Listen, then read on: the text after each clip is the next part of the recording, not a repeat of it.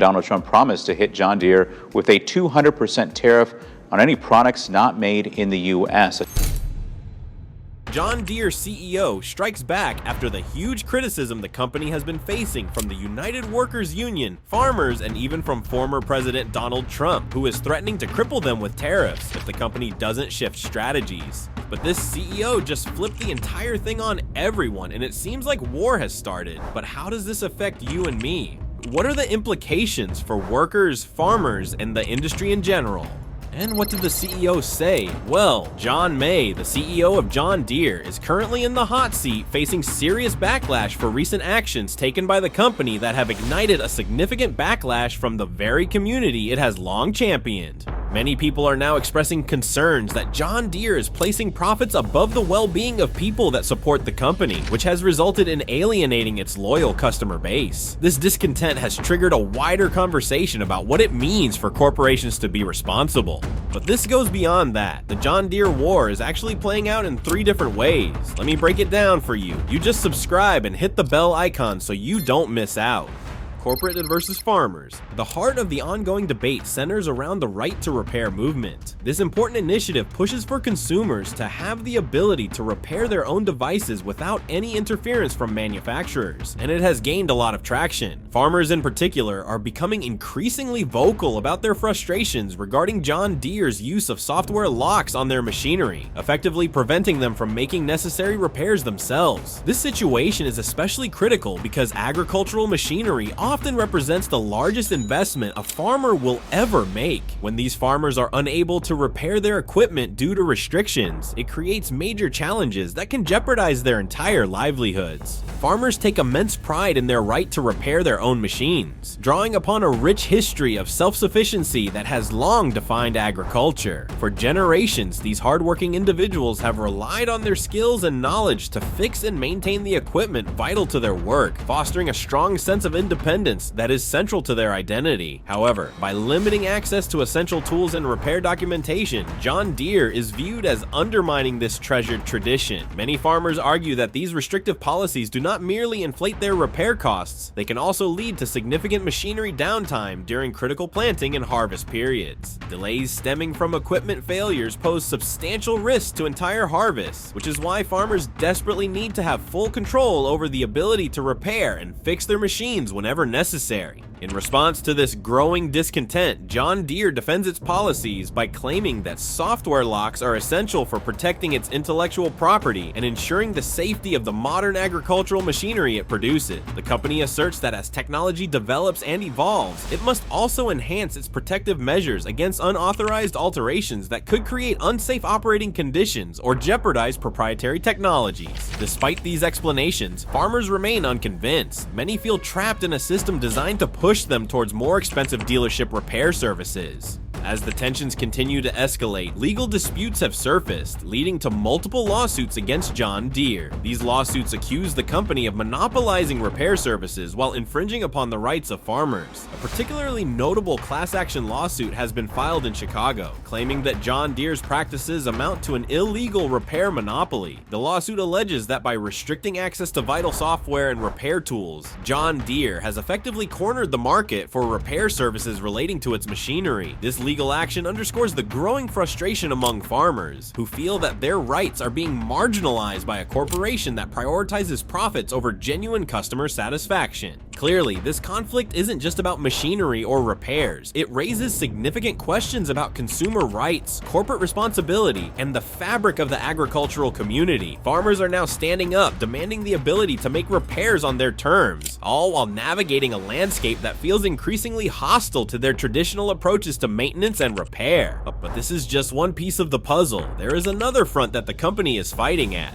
John Deere versus workers. John Deere's recent choice to move some of its manufacturing operations down to Mexico has definitely stirred up quite a buzz in the agricultural community, and even beyond that. This decision has ignited a wave of anger among American workers and farmers alike. Think about it. At the same time that the company is raking in record profits, it's also choosing to lay off workers right here in the United States. It's no wonder that many folks are feeling the heat as they point out the glaring problem. How can John Deere be enjoying such monumental financial success and simultaneously decide to cut jobs for its American workforce? This situation feels incredibly hypocritical to a lot of people, especially when you take into account John Deere's long-held image as a champion of American agriculture. You can practically hear the critics making their voices heard, passionately expressing their frustration and calling out what they see as hypocrisy. They highlight the contradiction in John Deere's actions when placed against its supposed commitment to supporting local economies. While the company may be boasting about profits that reach into the billions and handing out generous bonuses to its top executives, the reality on the ground tells a different story. The American workforce is shrinking, and many of those who have loyally backed the brand for years feel deeply let down and outright betrayed by an organization they once viewed as a steadfast ally in their agricultural pursuits. To try and ease the backlash, John Deere has come forward with some reasoning behind this controversial shift. The company points to increasing operational costs right here in the United States and a noticeable dip in demand for certain types of agricultural equipment as the main reasons for relocating production. They assert that moving some of their manufacturing operations to Mexico is absolutely essential for staying competitive in a global marketplace that has become more challenging than ever, where cost efficiency is key. However, skeptics aren't buying it. They argue that these reasons might really be more about taking advantage of lower labor costs rather than stemming from any genuine economic necessity.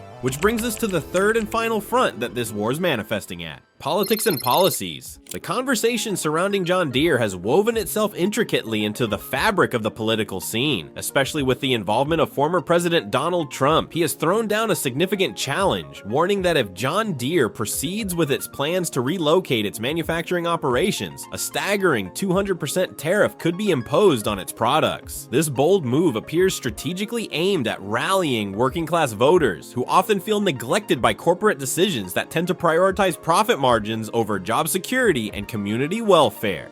With Trump's intervention complicating matters, John Deere finds itself at a critical juncture, navigating through an increasingly charged political atmosphere coupled with the harsh realities of competing in the global market. As the company works its way through this complex set of challenges, it faces the daunting task of addressing the growing concerns and negative perceptions surfacing from both its consumers and political stakeholders. It's a delicate balancing act that could make or break the company's image in the eyes of the public. What once seemed to be straightforward operational decisions made by John Deere have now morphed into a multifaceted crisis that's difficult to manage. This crisis encompasses a range of issues, including legal challenges from various fronts, significant public agitation regarding the company's labor practices, and heightened scrutiny from different political perspectives. As farmers unite under the Right to Repair movement, they are seeking accountability from a brand that was once held in high esteem. John Deere is now under tremendous pressure to reassess its policies and strive to restore the trust of its customer base. The unfolding of these tensions isn't just a matter of corporate decision-making. It may ultimately influence the larger narrative surrounding corporate responsibility within the agricultural sector. The way things play out in the coming months could have far-reaching implications not only for John Deere's future as a leading manufacturer, but also for setting essential precedents that resonate throughout the industry at large. The stakes are incredibly high, and how John Deere responds to this whirlwind of challenges will likely define its legacy in ways that extend well beyond its business operations. So what is John Deere going to do about this? What did the CEO say about all of this? How did he strike back? Let's talk about it.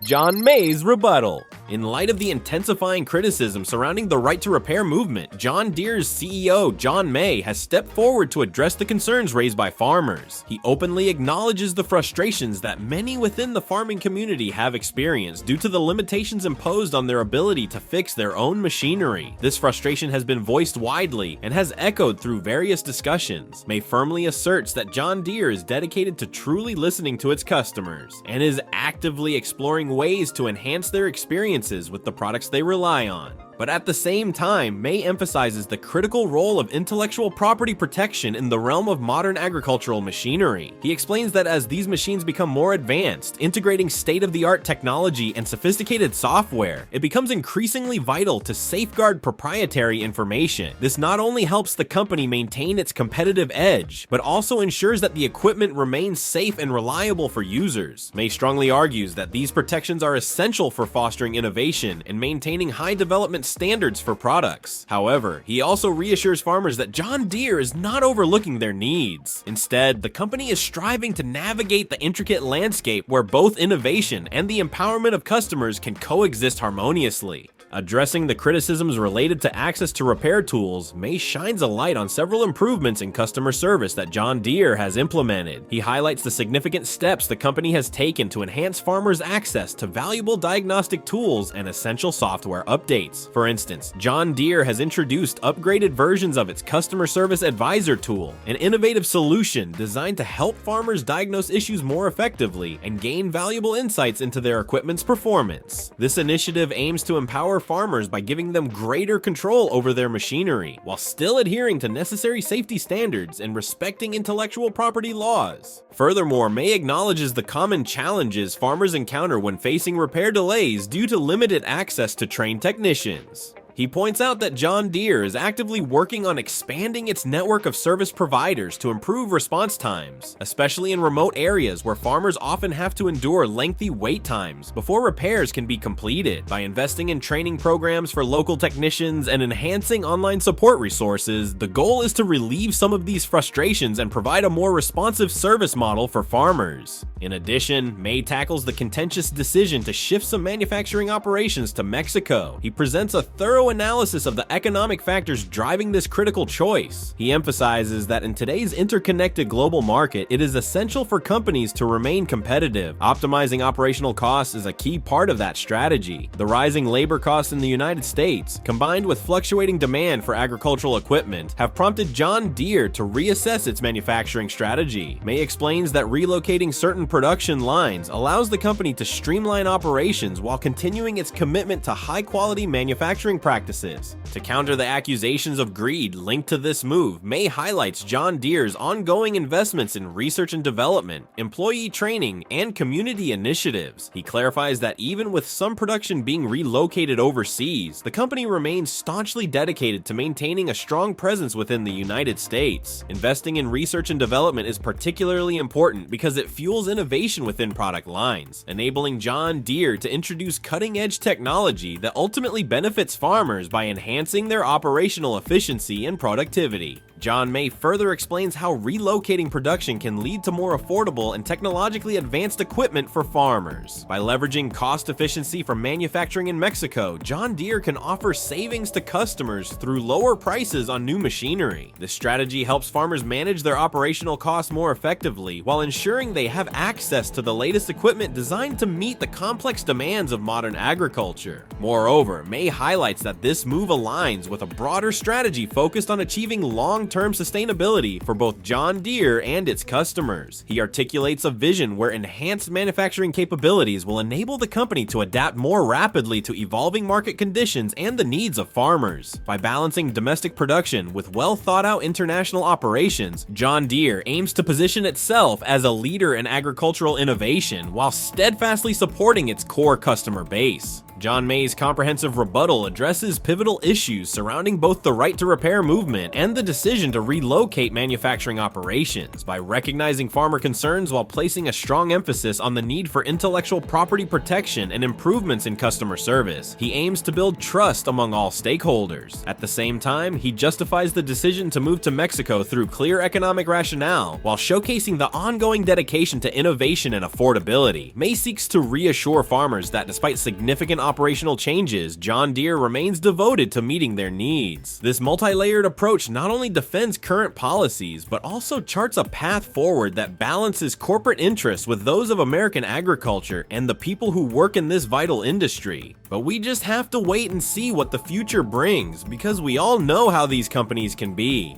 So what should we expect? The landscape for American farming and manufacturing is teetering on the edge, and honestly, the stakes couldn't be higher. Right now, farmers all over the country are facing an array of financial challenges that pose significant threats to their livelihoods and operations. They are caught in a whirlwind of rising costs, unpredictable markets, and the increasingly intricate world of advanced agricultural technology. This combination creates a genuinely tough environment for those devoted to nurturing the land. So let's dive deeper into how these pressing issues are shaping the lives of farmers and what this means for the future of agriculture in the United States. One of the biggest concerns for farmers today is the skyrocketing input costs that are hitting their wallets hard. Imagine trying to keep your operation running when the prices of essential items like seeds, fertilizers, fuel, and machinery maintenance are skyrocketing. For instance, recent disruptions in supply chains and geopolitical tensions have sent fertilizer prices soaring to nearly double in some areas. This jaw-dropping increase places an enormous financial burden on farmers, many of whom are already navigating the narrowest of profit margins. To add to this burden, rising energy costs directly impact the pricing of these agricultural inputs, amplifying the challenges and making it increasingly difficult for farmers to stay afloat. On top of everything else, farmers are also grappling with the unpredictable nature of commodity prices. Picture this: prices for crops and livestock can swing dramatically for a host of reasons. Market conditions, erratic weather patterns, and shifts in global demand. It's a roller coaster ride. For instance, if there happens to be a particularly bountiful harvest, it can lead to oversupply, which subsequently drives prices down. Conversely, when adverse weather strikes, it can decimate yields and send prices skyrocketing unexpectedly. This roller coaster effect complicates financial planning for farmers, making it nearly impossible for them to create accurate budgets or secure the necessary financing to ensure their operations run smoothly. Compounding these challenges is the rising demand for advanced agricultural technology in modern farming practices. The introduction of cutting-edge tech has revolutionized the agricultural industry, but it doesn't come without its own set of hurdles. These high-tech machines often feature sophisticated software systems which require specialized knowledge and training just to operate and maintain. So it's not just about purchasing the equipment. Farmers have to invest in their own education and skill building to effectively utilize and care for these complex machines. Adding another layer of difficulty are the policies set by John Deere, which often make life more challenging for farmers. The company's restrictive guidelines limit farmers' ability to access the necessary tools and information needed to repair their equipment independently, leading to increased downtime. Picture this scenario: farmers find themselves waiting for authorized technicians to come and service their machines, something that can take a long time and often costs a fortune. Senator Elizabeth Warren has highlighted that since the year 2020, the costs associated with repairs have nearly doubled. In many instances, farmers feel compelled to pay exorbitant fees for repairs that they could have handled themselves if only they had proper access to resources and information. This delay in repairs can result in missed harvest opportunities and a decline in productivity, putting their very livelihoods on the line.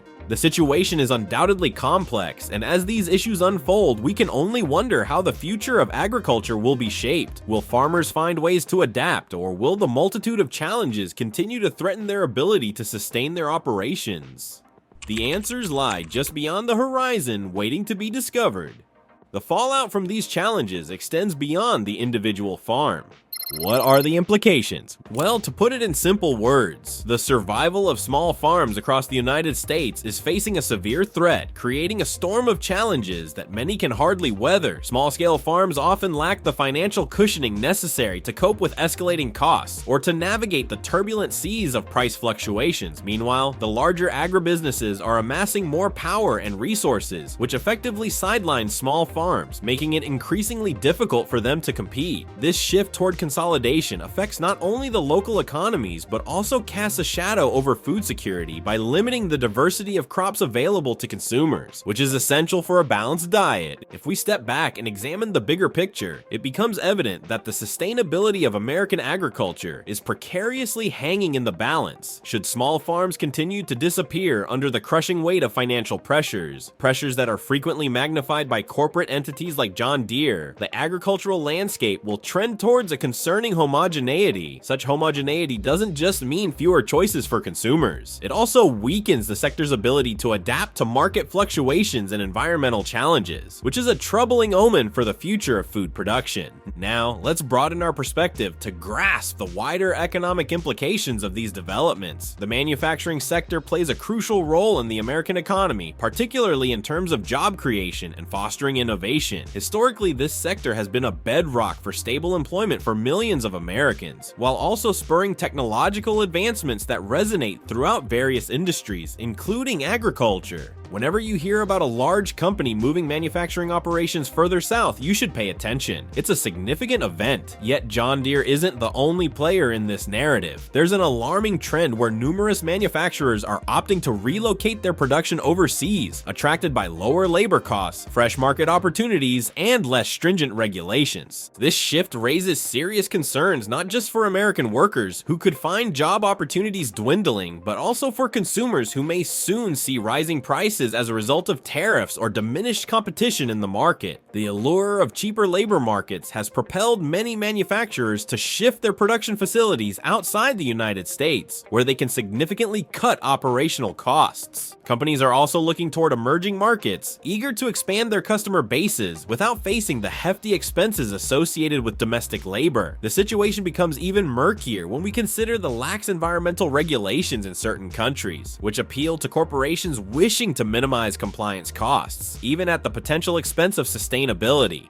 Ultimately, the stakes linked to John Deere's decisions extend far beyond the immediate financial worries of farmers. They touch upon broader economic landscapes as manufacturing increasingly moves overseas. To secure a resilient future for American farming, we need to confront these intricate challenges head on. It's a complex puzzle, but solving it is crucial for the prosperity of both farmers and consumers alike. But can this be solved? Well, there is already one solution, the 2% tariff. But will it work? When tariffs become part of the discussion, many farmers start feeling apprehensive about making decisions like purchasing new equipment or expanding their farming operations. The fear of rising costs and unpredictable market conditions lurks in the back of their minds, making them cautious about committing to any significant financial outlays. Let's rewind back to the trade war with China that occurred from 2018 to 2019. During that tumultuous time, many farmers put the brakes on buying new tractors or even thought twice before increasing their acreage. Why? Because they couldn't grasp how future market conditions might unfold, or whether they would be hit with retaliatory tariffs on their agricultural exports. A revealing survey conducted by the American Farm Bureau Federation found that around 60% of farmers voiced concerns that trade policies could negatively impact their business decisions. That's a serious number. This hesitance doesn't just stall individual farmers in their tracks. It can create a ripple effect that stifles innovation across the agricultural sector as a whole. When farmers hesitate to invest in new technologies or sustainable farming practices due to uncertainty over potential costs or market access, it hinders progress for the entire industry. Think about it. Without innovation, it's tough for the sector to grow and adapt, especially in an era that demands more sustainable practices. Now, let's pivot to an equally critical concern, the risk of retaliatory tariffs. If former President Trump's proposed tariffs on John Deere products push costs even higher for American farmers, countries such as Mexico may respond by implementing their own tariffs on agricultural exports from the United States. Looking back at 2018, when the US imposed tariffs on steel and aluminum imports, Mexico retaliated by placing nearly $3 billion worth of tariffs on US agricultural goods. This included staples such as pork and cheese, which are essential items for American farmers. The repercussions were heavy. For example, pork producers faced a staggering 25% tariff, leading to significant financial losses as they lost access to one of their primary markets. If we encounter a similar wave of retaliatory actions due to Trump's tariff threats against John Deere, American farmers could find themselves facing even more severe challenges. The trade relationship between the United States and Mexico is exceptionally important. In the year 2022, U.S. agricultural exports to Mexico amounted to over $28.4 billion. If Mexico were to impose tariffs on U.S. goods in retaliation, it could spell disaster for American farmers, triggering a downward spiral of declining incomes. But what's your thoughts on this? Let's know in the comments. Thanks for watching, and I will see you on the next video.